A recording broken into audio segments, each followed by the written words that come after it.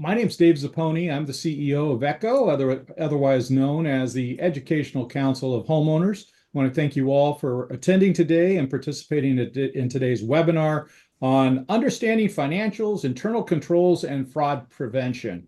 This is a very interesting and important workshop today. ECHO is a 51-year-old statewide nonprofit association established to support HOA board members and engaged homeowners. The state is California. We are based in California. I know we do have quite a few members that join us from outside the state now, so welcome. Our mission is to foster a better quality of life in community associations through education, advocacy, and connections. For today's event, we have a few housekeeping items. These are now presented on your screen. Take a look at those and review those for just a moment. I'm not going to read each one of them. Today we have a large audience of HOA board members. We will do our best to answer your questions, but we may run out of time. I think we have over 250 people signed up today, so it'll be a large audience. At the prerogative of the presenters, they may answer questions during the presentation or only during the Q&A session at the end of the webinar. We will answer as many of the questions as possible throughout the program. I will be on the chat or the Q&A area to answer some questions for the low-hanging fruit, and hopefully we'll have the other presenters there as well. Please use the Q&A session, or excuse me, use the Q&A session. I will answer some questions along the way. To prioritize your questions, please use the upvote button in the Q&A feature. Those questions with the most upvotes will be answered first.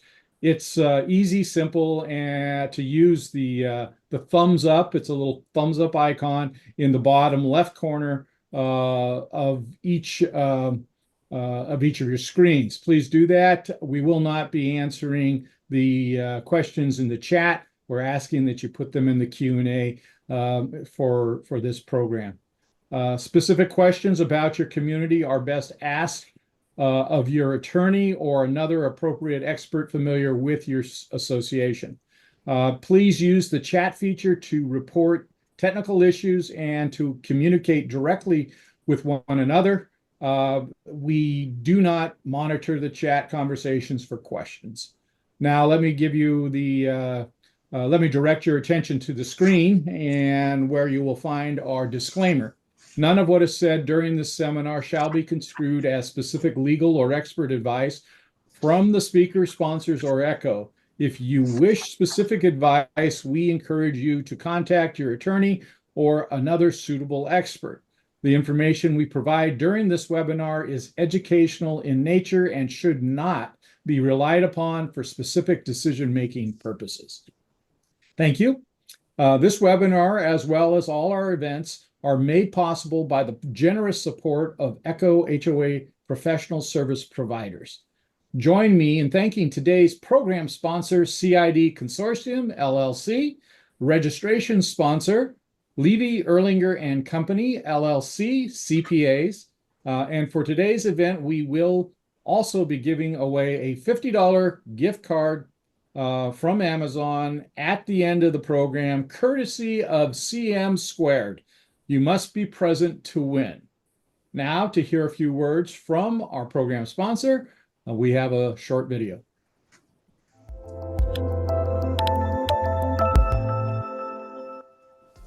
HOA board members are volunteers from a variety of backgrounds who face complex legal, financial, social, and maintenance challenges. CID Consortium, LLC is proud to support educational opportunities for volunteer board members and HOA members. At CID Consortium, our purpose is to enhance your community living experience.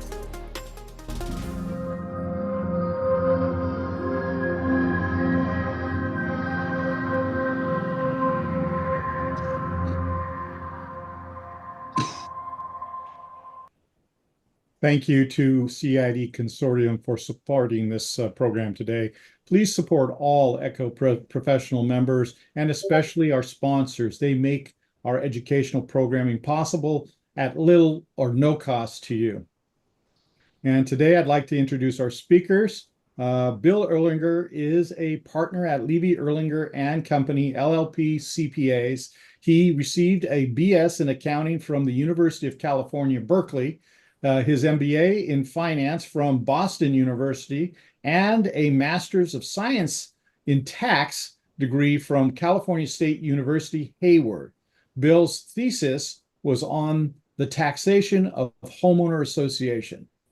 Bill is also an active member of ECHO, including former chair of the CPA Resource Panel and a contributor to the ECHO Journal and ECHO Insight e-newsletter. Jasmine Hale is a veteran attorney in community association management with over 20 years of experience. Jasmine is a partner at Birding and Weil LLP and serves as corporate counsel to the firm's clients in the Northern California area. She is based out of both the Sacramento and Walnut Creek areas and provides wide-ranging services, including governing document analysis, legal opinions, contract negotiations, board governance, pre-litigation counsel, and also litigation monitoring. Jasmine also specializes in employment law and leads the employment law practice group for Birding and Weil. In addition, Jasmine works with numerous other organizations that support the aid HOAs. So I'm going to turn this over to Bill and Jasmine. You want to go ahead and start? Thanks, Dave. Yeah. Bill, I had no idea you had so many degrees. That's amazing. Oh, amazing. I don't, that's one way to put it. Overeducated is another. Anyway. Well, do we want to start with why we pitched this topic to Dave earlier this year and sort of? Yeah, go ahead. Well, it doesn't come up very often, thankfully, but Bill and I had a shared client earlier last year that had some concerns about whether funds were misappropriated or missing from their financial accounts. And, so Bill and I, in talking about this issue, we realized that the particular board that I'm talking about, they're a very well-intended board and really were trying to do right by their community association. And we realized that some of the steps that they may have taken earlier in the process before they got to the point of having serious concerns about funds being misappropriated, that they didn't know what those steps were. And, as volunteer homeowner leaders, you're not expected to be the forensic accountant that Bill is or the licensed attorney that I am and necessarily have answers to these questions. And so Bill and I were talking about it and said, boy, wouldn't it be great if there was a, webinar out there that board members could listen to and that it would help educate them and provide a practical foundation for how to board member relative to financial matters. And Dave was like, you win. So that's sort of how we got to this conversation. It was through a shared, concerning client matter. In fact, you should say funny, but you mentioned, Jasmine, that this management company that you and I talked about before. I got a phone call yesterday from a board president of an association that was with this management company, and they asked last year if we could do their review, and I said no. You were with the management company that has probably there's misappropriation of funds. That leads us to the conversation of yesterday. She's asking, well, we moved to this other management company, and this other management company, I believe, fell in the same sort of basket as the former management company. And when I told her I believe that the owners are dishonest, she says to me, "You know, you're the second person to tell me that." And think, well, if you're this, and I don't know who the first person was, but if you would ever hear something like that, and I'm not trying to denigrate it, if you heard it from the pest control guy, that's one thing. But if you heard it from your attorney or your CPA or your banker, you gotta stop and think about, are you with the right management company? So I don't know. And that's a good segue into our first substantive slide, which is, what is a board member's fiduciary duty? And you're being super candid, lawyer over here. This one slide and this concept could take up a full 2-hour conversation and webinar in and of itself. So understand that what I'm going to cover and what Bill's going to cover are going to be super compressed and like condensed versions of fiduciary duty. But relative to the example that Bill just gave, where a director calls and is like, "Hey, you're person number 2 who's told me there's some concerning things about management company now." And so you sit there and say, all right, well, what is a board member's fiduciary duty? And, simply put, it is the highest level of legal duty, like under the law, that one person can owe to another. Like your parents don't even owe you a fiduciary duty. Maybe they owe you a moral duty to raise you well, but they don't owe you a fiduciary duty to do it right. And so, CPAs, attorneys, like we have ethical client responsibilities under our respective practices. But for board members, relative to their homeowners association and financial issues, there's 2 different buckets that make up your fiduciary duty. Bucket number 1 is a board member's duty of care. And what does that mean? It means a duty to reasonably investigate things. And so for Bill's example, after the first person told the board or the board member, "Hey, there's some shady things about this management company," the appropriately response at that time would have been to investigate the issue and maybe try to call client, referrals, try to ask questions. If you didn't even know the questions to ask, go to a subject matter expert. Like it could be Bill, it could be your own CPA, and say, "Hey, if we had concerns about management company X, I don't know what questions to ask. Can you help give me some that maybe I should ask?" Because again, board members, you're not expected to know what you don't know, but what you are expected to do is ask questions and reasonably investigate things. And so, just because you don't know information doesn't mean you don't ask the questions. It means you start asking questions until you figure out paths towards answers. And then your second bucket in your fiduciary duty from the legal sense is your duty of loyalty. And that, simply put, means you're putting your HOA's interests above your own interests. And how this can come out relative to financial issues is things like board members should not be hoarding information. I see it all the time where it's like, "Hey, I'm the account person." And you're like, "But no, all of the board members have a fiduciary responsibility to be cognizant and aware of what the account information is." Not hoarding access to accounts, not refusing to approve legitimate expenses. You would be surprised, or maybe not, with the level of sometimes like pettiness that can be involved in like, "Well, I'm not approving that invoice right now because I'm upset."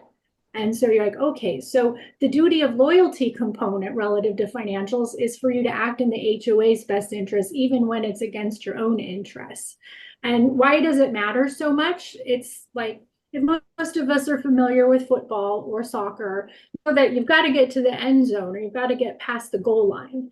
And like, if you crap out on the 5-yard line, you don't get the point. And so that's the same concept with fiduciary duty. Like, you need to get into the end zone in order to be protected. And why it matters is when you have fulfilled your fiduciary duty, you are protected as volunteer homeowners from liability exposure, even if bad things happened because of your decisions. And so, it's just important to like understand what your fiduciary duty is. And then Bill's going to take us through a sort of explanation of how to read a financial statement. Yeah. Thanks, Yasmin. And I don't mean to trash attorneys, but because usually you hear the attorneys say, "Well, I chose to go to law school because I didn't like math, or I didn't like accounting, I didn't like numbers," and you can hear that when you're on the board, and maybe you have that same background. You didn't like numbers, you didn't like math, and so forth. But what I'm going to say to you is you don't have to be that person in order to exercise judgment, whether you think something is right or not. You don't have to know. You don't have to know linear algebra.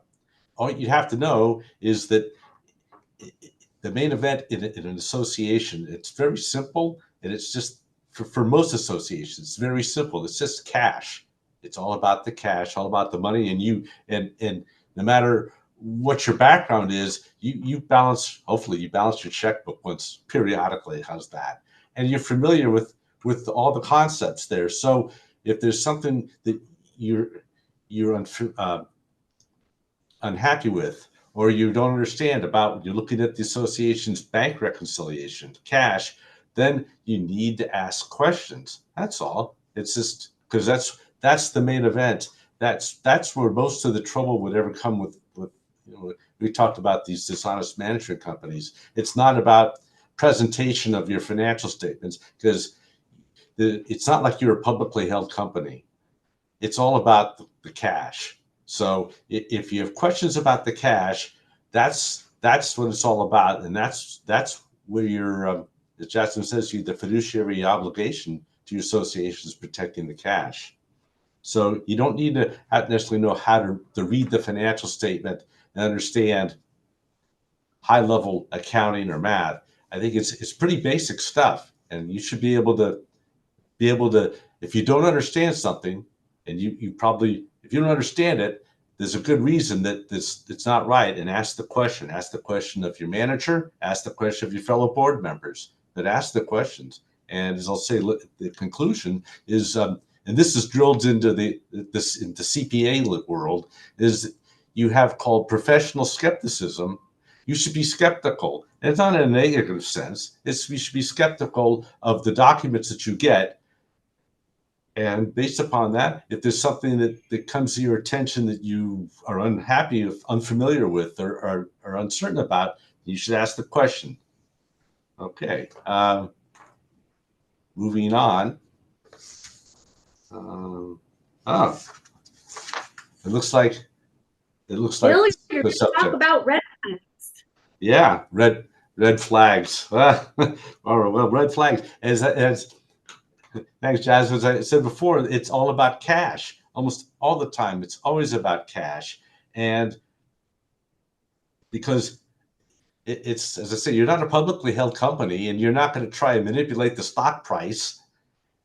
So it's not like you've got inventory that, like at a restaurant, that could disappear. It's all about cash. That's what you have, and that's what you need to keep your eye out on, is to where your money's going.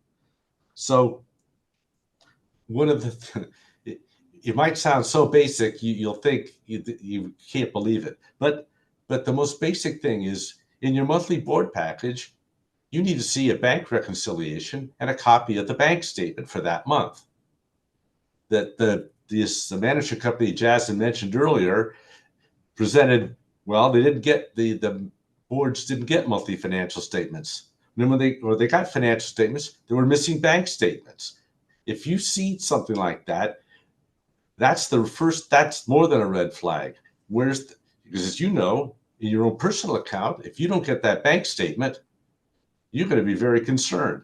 So if you don't see the bank statement for your association, that's a really a clue or a cue to ask the question, and that's the hard question as to where's the bank statement, where's the bank reconciliation, because you can imagine if somebody didn't want you to know something, that's where it would be. It would be on the bank statement. So no bank statement, no monthly financials. That's where you really ought to be concerned and not let it drag on for a number of months. That same goes with those CD statements. That's why we talk about you should put CDs, and I thank Jasmine for the parallel. CDs are not the music; it's the money kind. But if you don't see a monthly statement for your CD, you can start to worry is the money may not be where you thought it was. So that said, moving on to issues that might be ones where management is doing something that you wouldn't approve. If you see transactions on the financial statements that you don't understand, ask questions. Usually the more complicated the transaction, the more likely it is that someone was trying to hide something. And another tip is that periodically, maybe once a year, you should ask management for a list of all the vendors, a vendor list, a vendor dump, what do you want to call it? And you can look at that and you should ask questions. If you see vendors who you don't recognize, you don't know what they do, you've never seen them before at your association, ask questions about that, because it's possible that a vendor is getting paid for something who doesn't work for your association.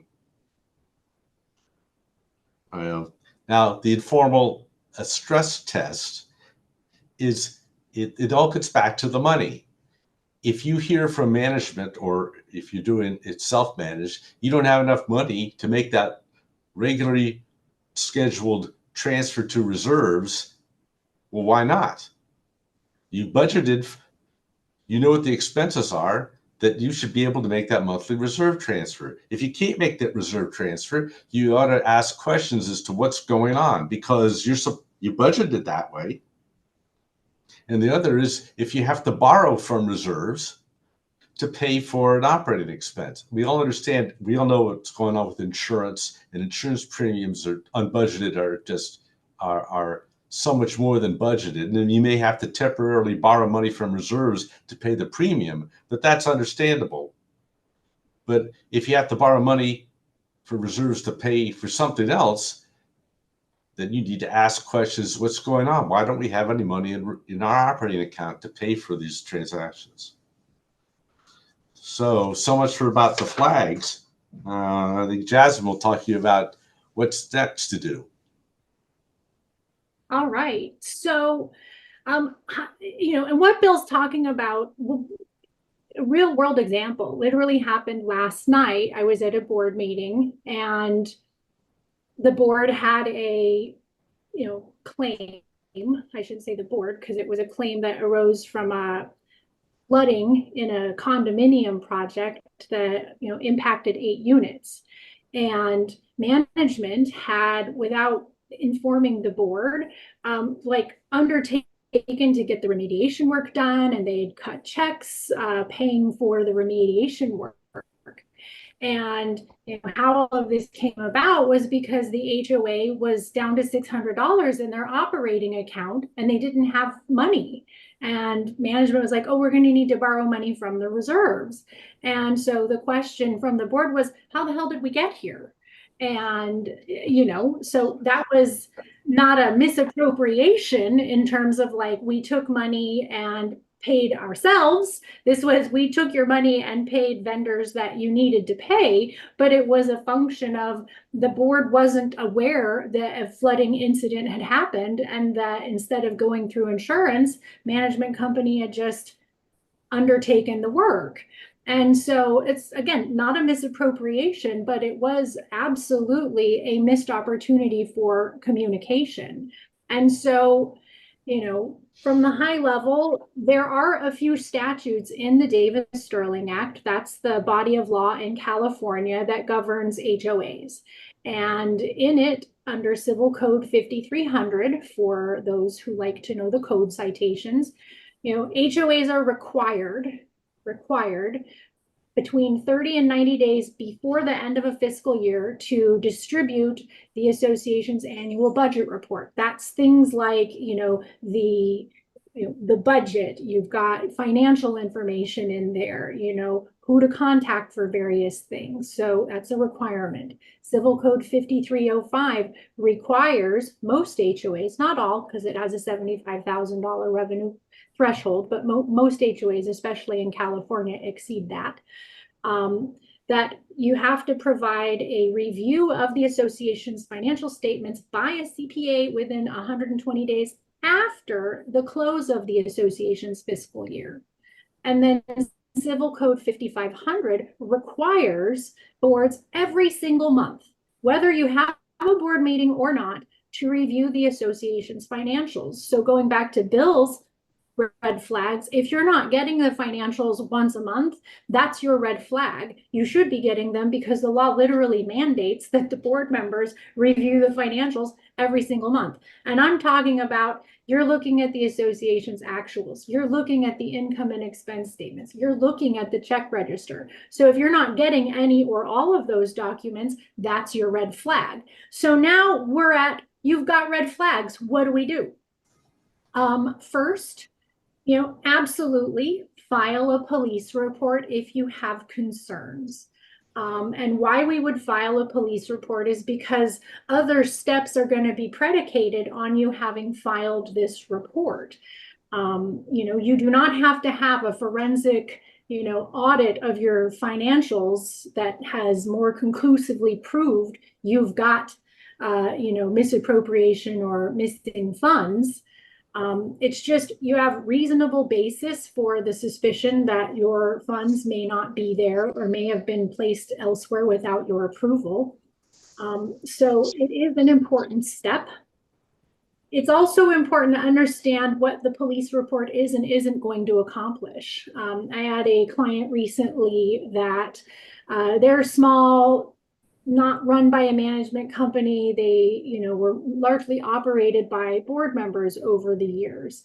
And two board members in particular were sort of the doers of all the things in this HOA.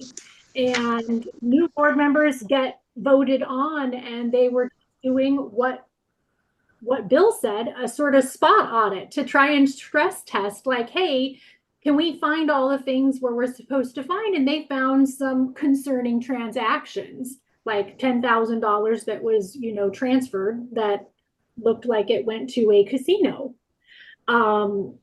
Literally not kidding. And so, they were like, we filed the police report. We're ready for the police to do their investigation and to pursue criminal charges. And I was like, oh, I don't want to burst your bubble, but that's probably not going to happen. And they're like, but money was stolen. And I said, I understand that, but for the state to allocate or the local government to allocate their resources in pursuing criminal charges, it's generally going to need to be an extraordinary number. We're talking hundreds of thousands or millions of dollars that have been taken.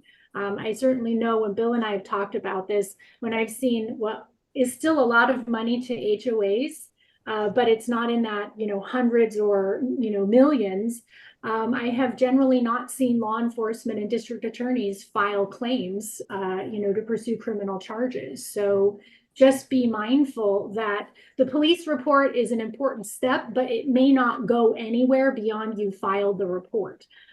Now, after you file your police report, you should file an insurance claim. Every association in California, Civil Code 5806, requires homeowners associations to have fidelity insurance. Sometimes it's called fidelity bond, fidelity coverage.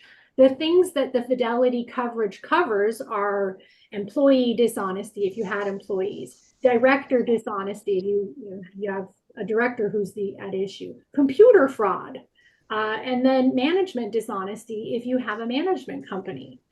And so you have in California a vehicle if money has been misappropriated or improperly used to try and recover some or all of it back. The amount of coverage that the policy is supposed to provide is your reserve account plus 3 months of operating expenses. So it's another reason why having well-funded reserves is important. So if you've never gone through a fidelity claim, you're literally going to reach out to your insurance carrier. If you don't know who the insurance carrier is, call your broker and be like, hey, if it's Socher or Saks or any of the, Russo, the, HOA insurance brokers, just call and say, I don't know who our Fidelity insurance is with, but I think we have a problem and we need to file a claim. And they'll get you the forms and they'll help you start the process. It's literally going to be as simple as filing a form. So the question that always comes up, because, again, Bill and I have definitely handled these matters, is should I hire an auditor? And I'm generally going to say, sure, of course, that's a good idea, but it's not actually legally required. I do think that it's helpful to try and understand how much, how much might be at issue, but you don't want the perfect to be the enemy of the good here. And sometimes HOAs will not take action, fast enough, and they'll lose their opportunity to file a claim that may have otherwise been covered because they're like, well, we haven't finished our audit. You're like, you don't have to have the audit. It can be a helpful tool. I then, it can also be hard, if we're going back to Bill's slide and red flags, if you're not getting your financials, you're going to have imperfect financial information to try and do an audit in the first place. And then certainly it can be time consuming and expensive. So it's something that I recommend, but with an asterisk of it's good and helpful, but it's not absolutely necessary. Some other things to think about are absolutely, if it's a management company or if it's even a director, send a demand letter to them. Identify your concerns. If it's a management company, say, hey, we're asking for you to file a claim with your E&O insurance. If you're an additional insured under the management agreement, file a direct claim with their E&O coverage. If it's a board member, say, hey, here's the transactions that we have concerns about, like rather asking for additional information to support that these were legitimate HOA expenses, or we're asking for you to reimburse us. I can't tell you how many times HOAs have received checks of reimbursement from directors.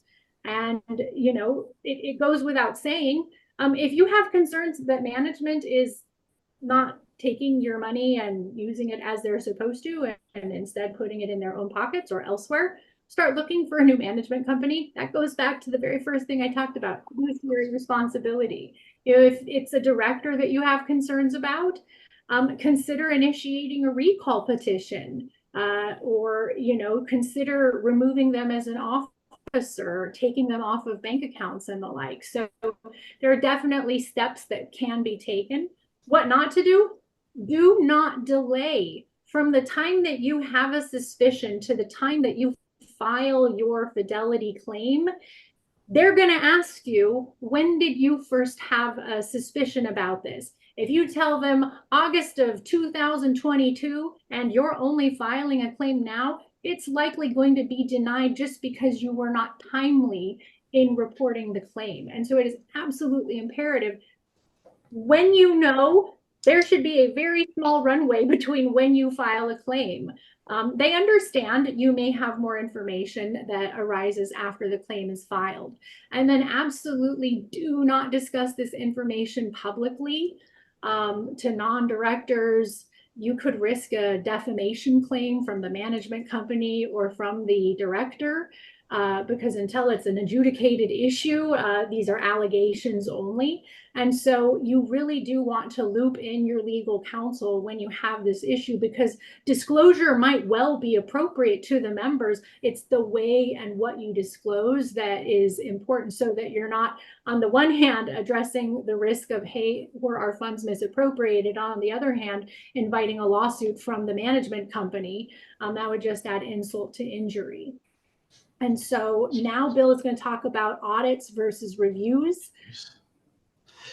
Or versus, we call them agreed upon procedures, because that's really the subject at hand when you're thinking about you have concerns about transactions that might not have been in accordance with the board's authority and approval. But that before even launching into that, I had another interesting conversation that is strange but true. It was a management company. The guy lost his license as a real estate broker.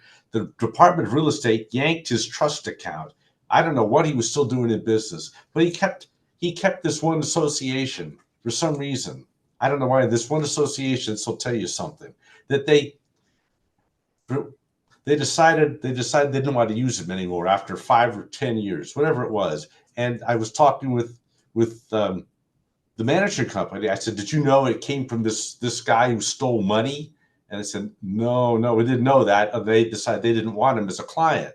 So I talked with the board member, the treasurer, and he tells me, because he's been an owner ever since day one, and he really liked this former thief of a board manager. And he said, I look at those bank statements every month. And I think you don't have to fill in the rest. Why would you want to look at the bank statements every month when you know the guy stole money? I somehow, truth is stranger than fiction. Anyway, so I have no idea if they've ever found a management company. But so an audit versus a review, for the subject that we're speaking about, neither one of them is what you're asking for. If you this is more of a legal term. I'm not saying if you suspect something, you call it forensic audits. If you suspect a criminal activity, it's called a forensic audit. If you don't know what you're suspecting, but something isn't right, we call them an agreed upon procedures, whereby we, the CPA, and you as association would have an understanding of what it is you're concerned and the time frame of the concern. Like the association that Jasmine mentioned, this guy they saw transactions, payments at a casino going back 10 years. So you'd have to quantify the time period that you're thinking about. Is it 5 years? Is it 10 years? You can imagine the further back you go, the less likely it is that you're going to find any documentation to substantiate your concern. So first you need to put the time frame on it. How far back? Next, you ought to think about, well, what concerns do you have? Do you have concerns over payments to certain vendors? Do you have, for instance, the management company or a landscaper? Or do you have concerns about, you don't know, but you need to tell the CPA what your concerns are so that they can give the board an engagement letter to describe what they're going to do, when they're going to give you the results, and what suggestions or recommendations there might be. So if you say, well, we had an engagement such as this where the board believed that the management company was paying vendors who did work for the management company, who did work for the manager, and so on. So they told us exactly what vendors they were concerned about, what time frame they looked at, and we produced a report. And based upon that report, there was reimbursement to the association, and this management company was no longer the manager for this association. So the audit review, that should be a discussion for another day if we're just talking about what the CPA would do for your association. But if we're speaking about controls concerns about internal control, then we usually call that an agreed upon procedures engagement. So hope that answers that. Well, I think we could talk about best practices, Jasmine. You're muted. There you go. Sorry for my coworker in the background and his. Is it a furry coworker? A furry coworker. So some best practices. Again, I've already said it. The law requires it. Board members, meaning all the board members, need to review the financials every month. Your financial statements, your balance statement, your income statement, your check register, your bank statement. You need to look at them all. And if you're not receiving them, that's your red flag. Go ask the management company for the financial statement. So that's your first one, is monthly reviews. And Bill, are you going to talk about bank statements and reconciliation? You sure will. Yeah, bank reconciliations, the overview is that it's the reconciliation, meaning that it tying out what the balance is on the bank statement to the balance that's on your association's financial statements. They're not going to agree because you wrote checks that haven't cleared yet. That's the usual reconciling items. Oftentimes, it could also be deposits that are recorded in the financial statements, but not yet in the bank statement. So that's what we mean by reconciliation. One point to look at very closely, and this goes back 40 years ago and what he used to do, is transferring money between the operating account and the reserve account. As you know, every month you're doing that bank transfer. You're supposed to. So if you see it as an outstanding check on the operating side, meaning that you wrote a check in operating, it's going to be deposited in reserves, well, it ought to be then a deposit in transit on the reserve side. If it isn't, you need to look at it a little more closely. Why not? Is it because the statement date on the reserved account is different than the statement date on the operating bank account? Because oftentimes this could be a source of money that would disappear because it's on your books between one bank account and the other. It's not on the income statement. So you don't see a difference. You don't see something out of the ordinary as a variance from budgeted to actual. So take a look at those bank statements and why were those outstanding checks that are from a year ago? Well, why didn't the vendor cash the check? And if they didn't cash it, well, why haven't we replaced it? What's going on? Because if you got a check, you wouldn't wait 3 months before you cashed it. So ask the questions about that.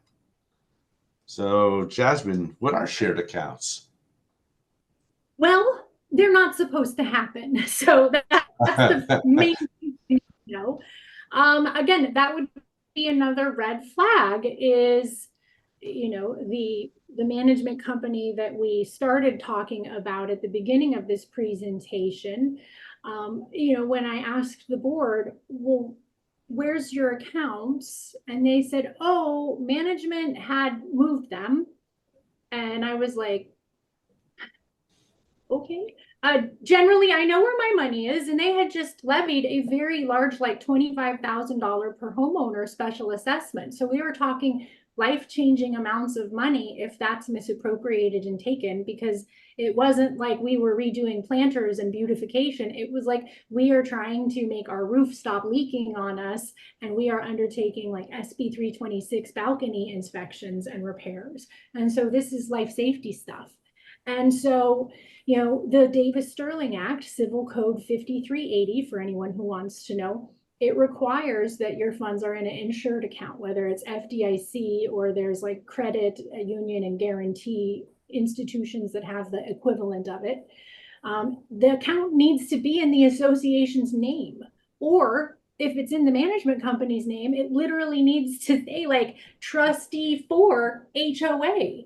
And the reason why is that means the management company has that fiduciary duty, that fiduciary responsibility as the steward of the HOA's money. And so, in the HOA example that I'm talking about, their bank account was not in the HOA's name. The bank account was not in the management company's name as the trustee for the association. It was in the bank, it was in the management company's name, full stop. And that's a problem because Davis-Sterling literally says, thou shalt not commingle funds. HOA money and management money should never ever have like any kind of cross stream like Ghostbusters. It's literally never shall they meet. And so that was part of the issue, is that, this management company had sort of put all of their homeowners associations, as best we can tell, into one big pot. And it was definitely seriously problematic. And so, no shared accounts literally means no shared accounts. If the HOA is, if there's HOA and sub HOA, and they have the same management company, they're still needing to have two different bank accounts for the HOA and sub HOA. So just be really clear when you look at your bank statements that you should be looking at every month to make sure you see who's the account holder. If it says management company trustee for, HOA, good, that's okay. If it just says your, HOA name, also good, that's okay. But if it just says management company's name, you need to ask some questions. That's another red flag. Like, so we went to this webinar and our bank statement says it should be you should be a trustee. We didn't see that on the bank statement. There's a lot of board members that are probably like opening their web portals right now to check. But so that's what we are looking for in terms of no shared accounts. Is it's either in the HOA's actual name or as trustee for the HOA. So, Bill, what about CDs? I think that technology's gone away. But CDs, as thanks, Jasmine, as mentioned before, is I heard from a banker acquaintance that there's an expression called evergreen CDs. Those are the ones that automatically renew. And so that's something you don't want. And I also, because this is a personal preference. If you have money in a CD account and you can't get a statement each month, I don't like those kinds of CDs. I like the kind where it might be for a term of 2 years, but you get a statement each month. It's just that reassurance that you know where the money is, you see the money, and if there's getting interest on that account, you can see the interest either getting added to the account balance or that there's a disbursement. So you should be getting interest to deposit in your other reserve bank account.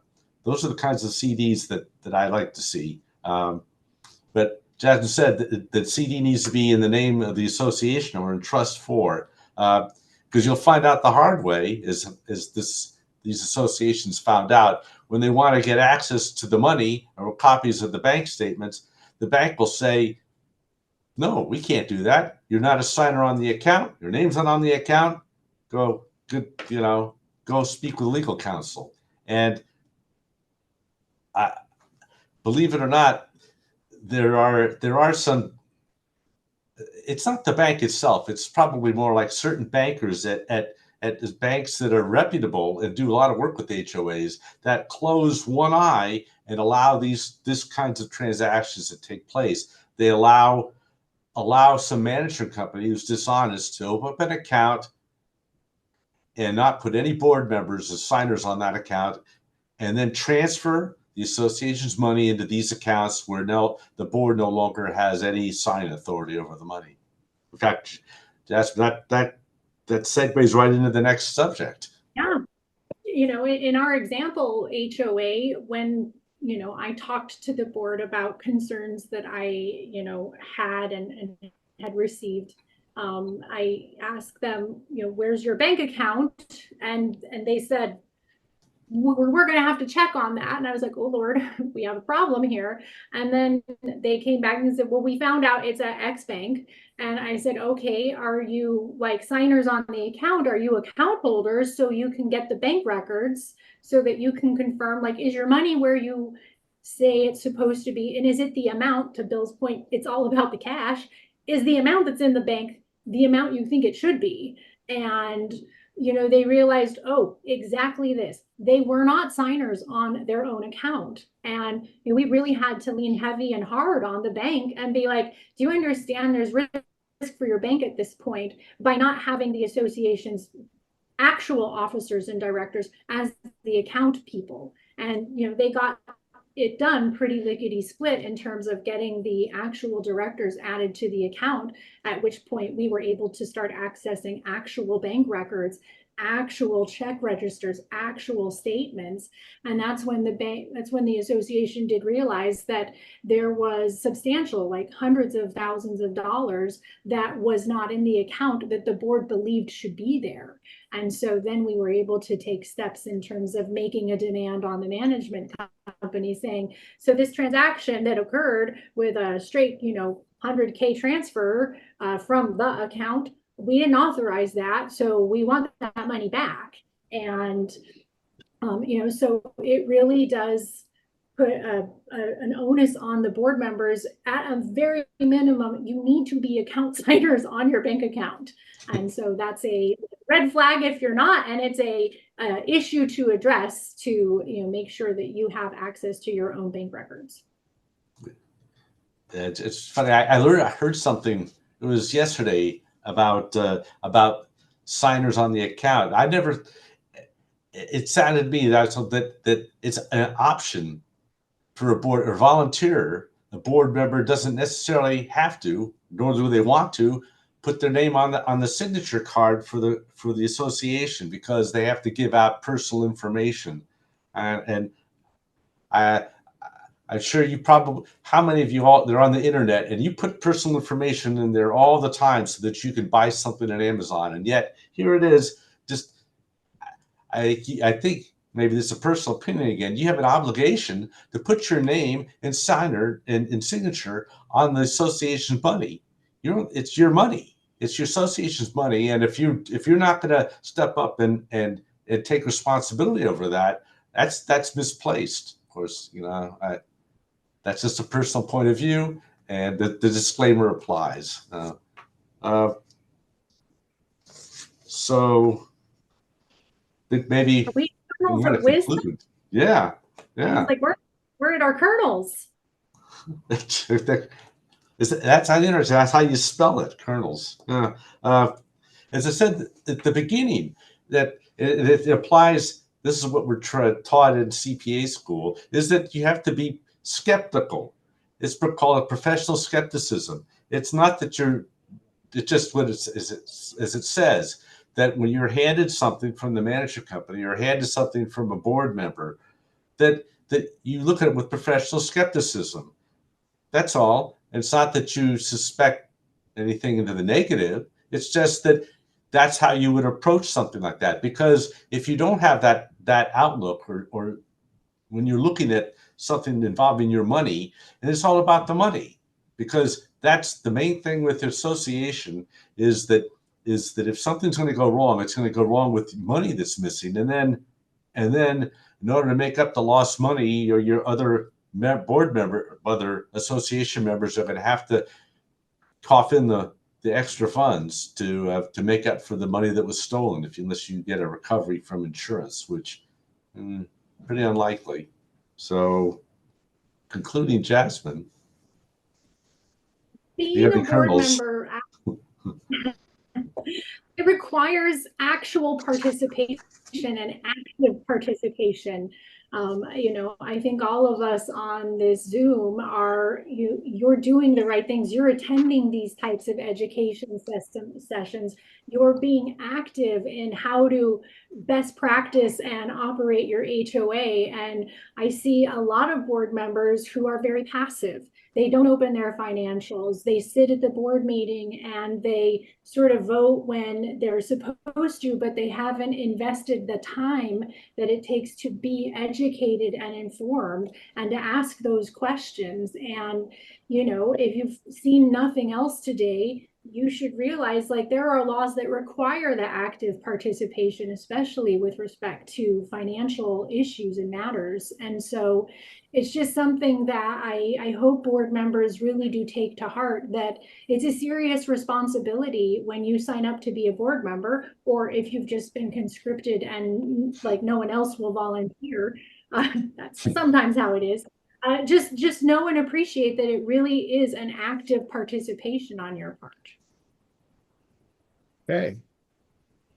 We're ready to move away from the kernels and into the wisdom part here that you can bestow on our people. So that should be good. I did want to make a couple of notes. While I want to make the announcement to go to the Q&A feature. If you have a question, put it in the Q&A feature, and then in the upper right corner, and this is for the speakers as well as those of you watching this, you should hit the downward caret, and that will put you into the upvote part of it where it says most recent.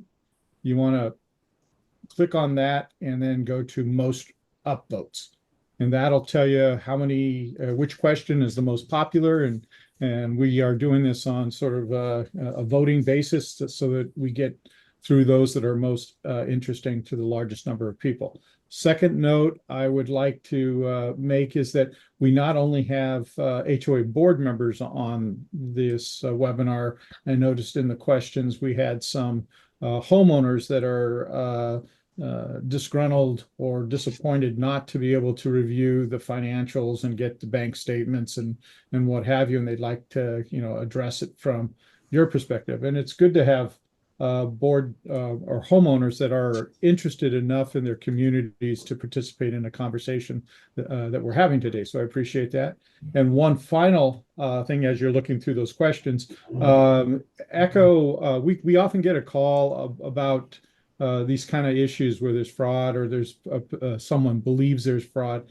We are held to a standard where we actually have to have an action before we can get rid of somebody, and as a member, and so it has to be a felony, and that's a protection that protects us on a liability perspective. So we can't really tell you if you do call and you suspect something's happening unless we know for certain that some action has been filed and they've been successful. We can give you that update. So that's an issue. It's also there's some other issues about recommending people and companies that are particular to the nonprofit world, so that we are not supposed to refer people to our members either, because of the potential to bias the pool to a certain member based on what our experiences are with them.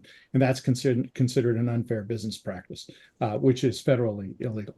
So just so you know that, I hope you had a chance to look at those questions. We're going to go ahead and go right to the top and deal with those. And 14 upvotes here from Alan Worrell. Our HOA employs a financial report that does not show actual income, but instead reports the assumption of 100% dues paid and calculates variance to the budget plan. We have asked for bank statements, but have not received anything for 2024. What can or should be done in order to get that information? I did. Is the gentleman a member of the board? That's Alan. I don't know if you are a member of the board. It doesn't say that, but it sounds like they are. Oh. But you don't. I don't know. Alan, maybe you can put in chat whether you're a member of the board or not. And I think the answer would vary. If you're on the board, the question is, if you're not getting bank statements, we've said many times, that's not a good answer. I don't know what the answer is, but that's not a good answer. Then you need to take the additional steps, speaking with legal counsel, or maybe your CPA or both, about your concerns, because there's something off there. If you're not on the board, Jasmine, you could correct me. I don't want to say anything. I don't want to go off in the legal arena, but I don't think you have no recall or right to any of that kind of detailed financial information. Might be nice. Interestingly, yeah. Homeowners do have a right under the Davis-Sterling Act. For anyone who wants to know, it's Civil Code 5200. Yeah. Homeowners do have a right to the financial statements, to the bank statements, to like credit card transactions. So homeowners do have not the full amount of rights that a director has under the Corporations Code, but they do have pretty strong rights to request and be entitled to receive a bevy of financial documents. Right, and it's in the Davis-Sterling Act, as you mentioned, Section 5200. We get this question all the time, so it is good. You do have I'm surprised you have quite a few rights to have access to information. But can they get it every month, or is it just a one time and then that's it? It can be anytime. It's, Yeah. it could be at any time. Oh, so that each month they can ask for documents? Yep. Oh my goodness. There's no limitation. It's just that you, oh, and they own a percentage of the corporation. The records by law are available to them, so they know what's going on. So and that Okay. actually makes sense. I mean, there's no reason to be not transparent, right? Or maybe there is, and that's why they're asking for the records, right? So that's actually a good thing. So I hope that answers your question. What Bill, one of the part of his question, which I thought was a little unusual, was instead of reports, there's when you're looking at income, there's an assumption of 100% of dues have been paid, and then they calculate the variance. That I've never heard of that. Have you? That's very confusing. If you're saying, well, the assessments will be the 100% collected, we're just speaking about assessments. What variances are there? That would be in expenses. So it's kind of a confusing question, I guess. I mean, one thing you could talk about, presuming the assessments will be collected, but Yeah. in a way that is correct. You're on accrual accounting.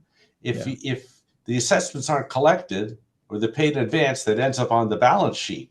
On the income statement, you show what was billed, and you billed it 100%. So the income statement's correct.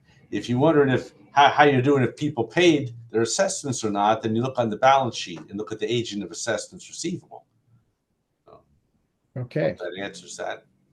All right, so let's go ahead and let's move on here to Marcia. Marcia says, I thought that either all directors need to review the monthly statements, or the treasurer plus one other director needs to review it under Civil Code 5501. Has that changed? 5500 says, and I'll quote directly, unless the governing documents impose more stringent standards, the board shall do all of the following. And then it goes on to say, review on a monthly basis the reconciliation and of the operating and reserve account. So it literally says the board shall do. And I don't know if I would interpret that to mean a director plus one. I interpret that to mean all of the directors who comprise the board. So if you establish a finance committee, how does that impact this? Can you delegate it in essence? So that's where we get to 5501, and it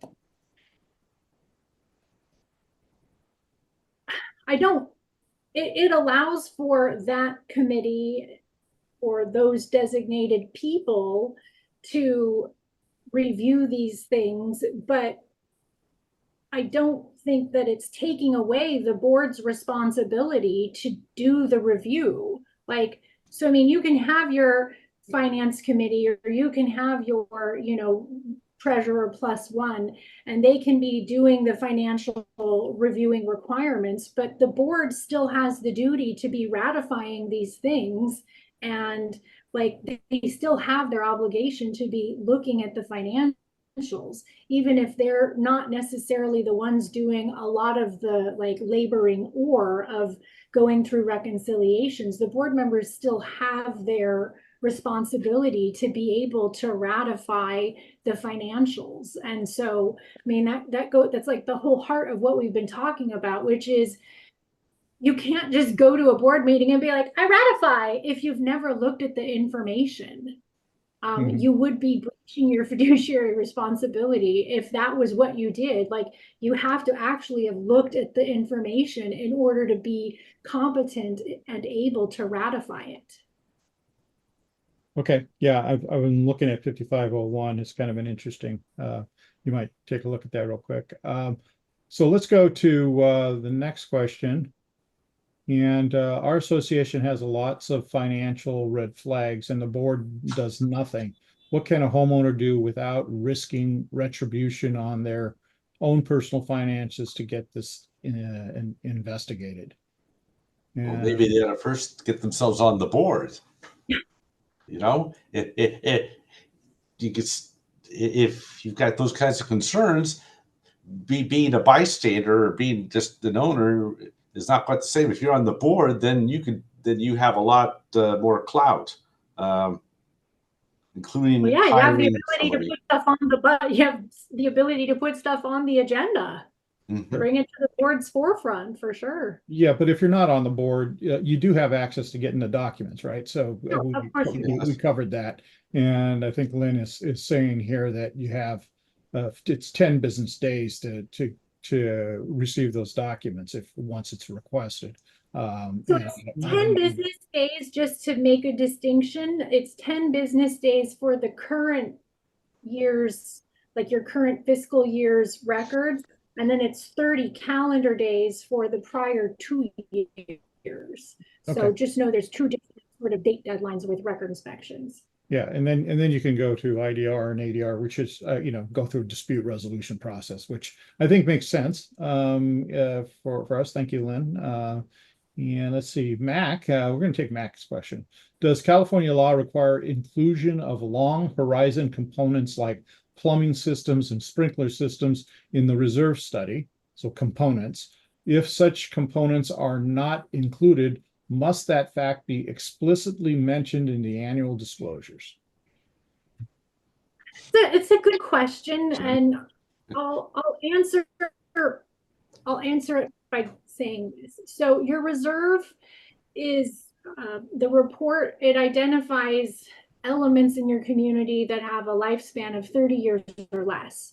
There could be many elements or some elements in your community that have a lifespan in excess of 30 years. You're talking about retaining walls, bridges, certain types of siding and whatnot, where it's like, oh, it's a 50-year or whatever. And so those components just literally by design aren't in your reserve report. I mean, I do think that reserve reports, you could ask that it be put in, so like a board isn't caught off guard and they just always look at the information's there and then like, oh, our bad, our retaining wall that was a 50-year retaining wall is failing. And so, it's a discussion. It's not necessarily that the law mandates certain information inside. It's more the board and your reserve preparer need to be clear-eyed about what are the actual physical elements in your HOA, and then you need to have a clear understanding of what are their lifespans so that you can be appropriately funding them for the repair and replacement responsibilities. Gotcha.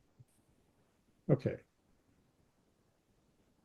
So James Putnam asks and 13 people did an upvote on this one. So legally speaking, can directors vote to approve or not approve invoices outside the board meetings? Well, I mean, there's like delegation of responsibilities. And so that's, one of the things what I said, like, hey, if you're one of the approved, different management companies will have different processes on how bills get presented to the board and approved by the board. And so if the association is going to have a process where there's a lot of interim invoices and charges, one of the things that I'll recommend for boards is when they adopt their annual budget, that they adopt the resolution that authorizes the transactions that are, that the budget is based on. Those are that's information that you already have at the ready. And so, like, I'll answer it by saying, I'm very aware that board members may approve or authorize expenses in between board meetings. The best practice, if that's happening, is either A, it's been delegated beforehand and there's record in minutes that make it clear, like Bob and Susie are the approved, authorized people. And also you should have the written resolution authorizing, especially if it's one of the, financial transactions the law requires, so it's over 5,000 or 5% or 10,000 if your HOA is over 50 units. And so it does happen. I mean, for practical reasons, if you ever have a concern, you should definitely ratify an expense afterwards, just so there's, again, a record that it was not just misappropriated. And you're like, no, it wasn't paid to me. It was paid to the, remediation company. So I don't know if that's 100% of an answer, but it's the answer that I think will typically apply in most situations. Yeah, that's okay. So in essence, the answer is yes. They can if they have appropriate procedures in place. It's not necessarily the best way to do it, but it depends on your association, and you do have to have some things in place to make sure that you can do that. And I Jackpot, think, yes. and it says here, a follow on here is, I think James might be talking about executive session versus open session. I'm not talking about that distinction. So you're right. Executive session, you can't. That's not where you approve expenditures. There's very limited reasons to have an executive session, and that's not one of them. Formation of a contract might be considered. Also, you have a budget and you have a budget approval process. Sometimes the budget approval process will allow, and the policy of the board might be to allow approval of those expenditures within the budget. So there are ways to do it. So and I think that's what Jasmine was saying. And again, I'm not the attorney in the room. Okay, talk to your own attorney. Make sure you get it right. Alan says here, we'll go to the next question. Our HOA did not provide a 2022 audit until July of this year. The auditor wrote that he had to give a qualified response as several invoices were missing. Our 2023 audit still has not been done or provided to homeowners. How do we detect fraud if there are no audits? Do we have recourse? And Bill, I guess that's for you. Well, an audit's not going to detect fraud. I have to be candid about that. It's say if although I give credit to the auditor, because that's we call that a scope limitation, is that you have to qualify an opinion if you were unable to get certain documents that you'd asked for in an audit sampling. So does that mean it's fraud? No, I can tell you we qualified an opinion because what happened was the manager company paid the pool guy before he finished the work. And then there was no invoice, because then the pool guy and the manager and the board got into a disagreement, and the pool guy was not going to give an invoice. That was it. You can ask all you want. He got his money, or she got their money, and there was not going to get any. There was no invoice to be had. So it doesn't mean that there was fraud. It meant that it was an instance like this. We couldn't get a copy of the invoice because the vendor wasn't going to provide it. So what can you say? Doesn't mean fraud. If you do, it's the other way around. If we would call those agreed upon procedures engagements, where this. But if you have, why isn't the audit? Why hasn't the audit been finished by now? If you're on the board, you should have asked that of management. It could be because documents haven't been provided to the CPA. It could be because the CPA is too busy. It could be, many things, but it doesn't suggest that there's anything negative like defalcation or fraud. That's a long answer. And you don't necessarily want to jump to the conclusion that that's what it is. Sure. In your question, do we have how do we detect fraud, and do they have any recourse? Well, what tools would you use to detect fraud? And a forensic accounting is one way that you could do that, right? Yeah, but as I said, the fraud is detecting it. It's one thing. Why would you believe that there is fraud?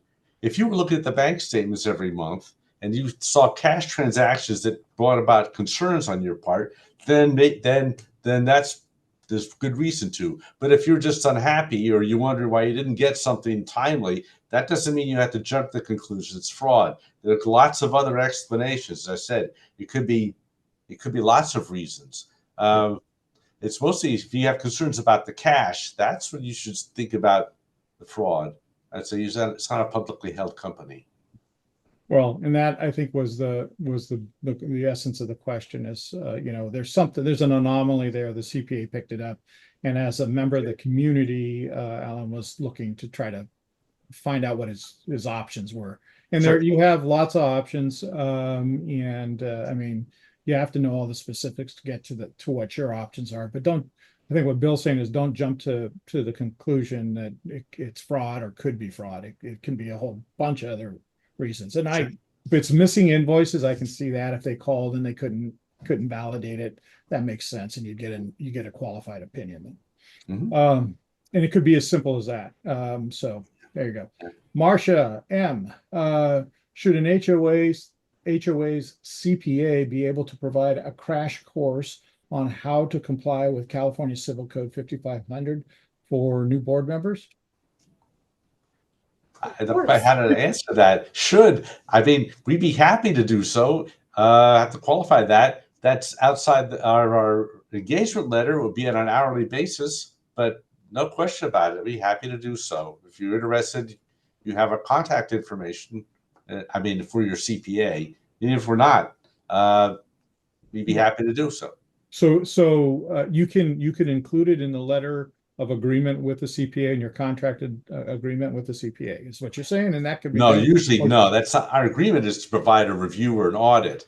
This is just kind of out of the ordinary. Yeah, It would you be can. an hourly basis. It's another hour out of your time, right? So plus so you got to pay for the time. So that's kind of what Correct. it's paid. That's correct. Okay, so Vicky Harvey, is it common for the treasurer to be able to have a view only on the actual bank accounts? So I think the treasurer is the only one that reviews the actual bank accounts. When you say view only, you mean? I guess that means that you're not allowed to conduct transactions. Well, It sounds like. I think what it means is the rest of the board doesn't have access to looking at the actual bank accounts. That's odd. Why would they? Why wouldn't they? I think you'd think that all the board members should be able to have access. If they're signers on the account, they should have access to the statement. Why should they be able to see it? Good question. Yeah, that's right. It's odd. Let's put it that way. Yeah. It's unusual to have that. Sometimes people will limit the access to certain information intentionally, but it is a little unusual. Jasmine, do you have anything? Were you about to say something? No, I mean, same thing. I absolutely think all board members have a right, being board members, to have access to the bank accounts, whether they're all, approved authorizers. That's a board policy that they can adopt, but they should be able to access the information. Yeah, I agree with that. Sure. Makes sense. Let's go. I'm going to jump to Jeff Grave. And does a homeowner have the right to see monthly bank statements each month? I get redacted reports each month, but does that include bank statements? So he wants the full bank statement each month. Can he get that? And is there a fee if he can get it? Would there be a fee associated with that?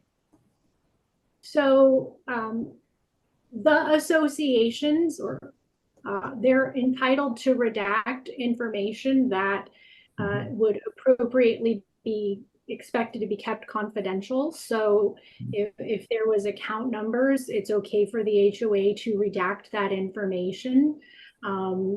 So bank statements can be redacted.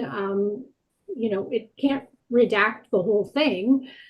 In terms of a charge, associations are entitled under the law to impose their actual and direct costs incurred in providing the records. And so, if you have a management company where the management agreement says, hey, when we respond to record requests, we're going to bill you $125 an hour, that's the HOA's actual and direct cost. So they, a homeowner may incur a charge in connection with this. And so it's sort of, it depends on your management. If you have one, it depends on the management agreement. It depends on whether the board wants to provide an unredacted bank statement that has all of the, account numbers and whatnot, but most boards would appropriately redact that. Yeah, I agree. Couple of more questions here. I'm going to go to anonymous attendee. Comes to all of our conferences. Why are lay people allowed to be directors without ever being required to be educated in their financial and or other obligations? Oh, you're speaking to me. Well, it's the way the system is created. It's intended for volunteers to be able to serve their community associations. Every once in a while there are rumblings that someone or an entity may try to put forth a bill before the California legislature to basically require some amount of homeowner or board member training and education. And the fear is always, oh, good Lord, for 9 out of 10 HOAs, they like have to, like beg, borrow, plead, and, steal to try and get people to join the board at all. And so, the fear is, holy Moses, if we were to require board members to take a 5-hour seminar, we wouldn't have board members. And so that's the fear, is that you may repel people who otherwise would be willing to serve, but for the education component. But I certainly understand where the question's coming from. Hard to meet your fiduciary duty if you're, not willing to become educated to do so.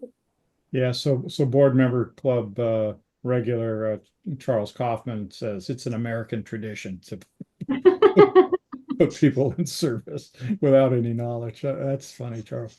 Okay, last question here. Lynn Felsky, can a California HOA board of directors levy an emergency assessment on members at a general session meeting via a separate emergency board of directors meeting? So is that possible? And there's a couple of answers here, but what do you think? So is it an emergency board meeting, or is it a regular board meeting that the board is levying the emergency assessment at? Okay, so it says, can a California HOA board of directors levy an emergency assessment on members at a general session meeting? So that would be their regular board meeting. Regular HOA, yes, that is legally permitted, but it's limited by Civil Code 5610, which sort of has 3 different buckets of why the emergency assessment could be levied. It's either for a court order, meaning you got a judgment against the HOA. It's for repairs to threats to safety that falls within the HOA's maintenance and repair responsibility. And then it's also things that a board couldn't have reasonably foreseen when they were preparing this year's budget that fall within the HOA's maintenance and repair responsibility sphere. So 3 different buckets. If it fits into any or all of those, then yes, the HOA is entitled to levy the emergency assessment. That's great. And that was the last question that we had.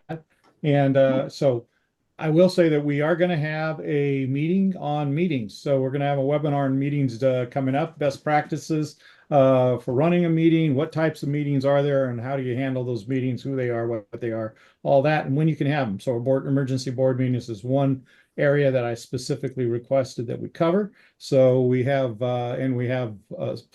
plenty of financial workshops coming up as well. So if you're looking to get educated and you have an uneducated board member you'd like to get educated, they can join us anytime. Just give them our number here, our contact information. We're happy to allow them. We also have a YouTube station, Echo YouTube station, where many of our programs are housed. If you want to go, you can go to our YouTube station and look at previous past webinars that we've done. Connor will be sending out this this recording to everyone who's registered within the next 7 to 10 days. So he has to do a little editing, so it takes him a little while to fit it in, but we get that out as quickly as we possibly can. So that will be coming out as well. But I want to say thank you to all of my faculty today. So thank you, Jasmine. Thank you, Bill. Again, we appreciate your time. A couple of my favorite people in this industry, and really do appreciate your insights and help today. And I also would like to thank a couple of our regular members that put comments in the Q&A. It's nice to see the regular members that come to these all the time. Thank you for your support and continued support, and also to all of the new ones. We want to say thank you there. So back on my speech here, my copy. So I want to thank all the ECHO members for coming today and supporting our ongoing ECHO programs and webinars. For those of you who are not ECHO members, please consider becoming a member and supporting HOA boards throughout the country. To join, simply go to www.echo-ca.org and click on the membership tab. It's pretty easy. For ECHO members, I want to say thank you for your supporting us, and please invite your friends, boards, and especially management firms and vendors to join ECHO. A simple invitation is often all it takes. A little push is nice to encourage someone to become a member of ECHO. After COVID, we lost quite a few of our vendors. Would be nice if you could just nudge them along a little bit. If you would like to become more involved with ECHO, we have a few opportunities for you. Please refer to the slide. It's up now. If you see anything that looks particularly interesting, just drop me a note at dzapponi@echo-ca.org.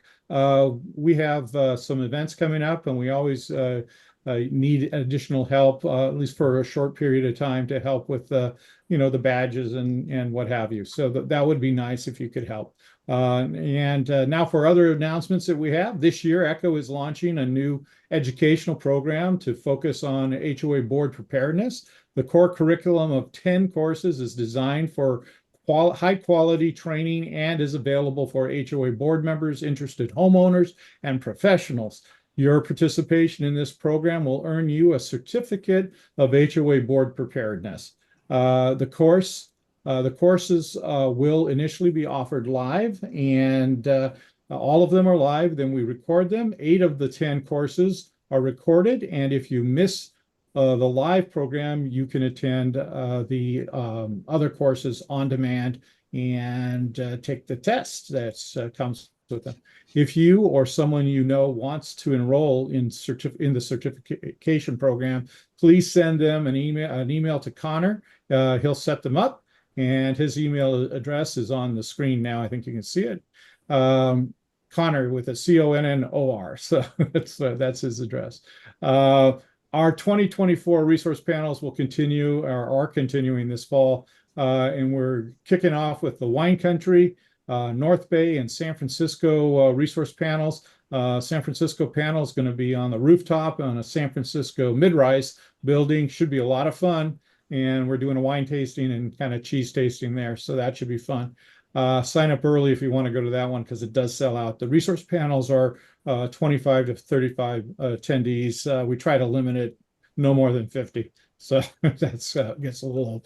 It's those meetings are designed to have crosstalk and get you to know some of the professionals in the industry. It's kind of a fun time to nice little outing. ECHO is also planning 2 more larger events this year. We had one in June. One is going to be down here in Laguna Hills on October 5th, and then the other one is going to be in Northern California in Walnut Creek on November 16th. We'll do the legislative update on November 16th. Again, I want to thank you say thank you to our sponsors for making the community conversation possible. And I want to say thank you to Alan and Marcia, as well as our guests, our guests today, Bill and Jasmine, for today's presentation. And of course, thank you to all of you for attending today and making this a successful event. ECHO appreciates your investment in education to foster a better quality of life in HOA communities.